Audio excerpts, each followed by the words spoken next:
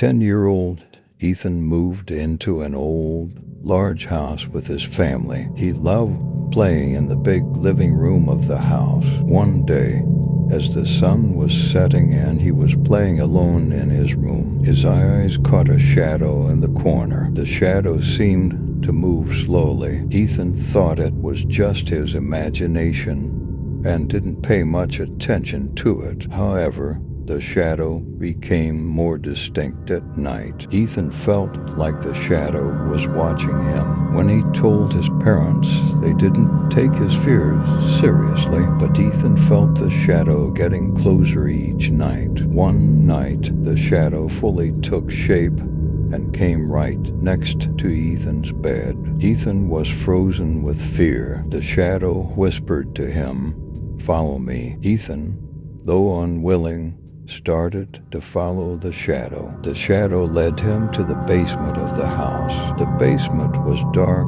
and creepy. There were old pictures and strange symbols on the walls. The shadow pointed to a door. When Ethan opened it, a dark tunnel appeared. At the end of the tunnel, the shadow disappeared. Since that day, Ethan started to get sick. The doctors couldn't figure out what was wrong with him. He got worse day by day.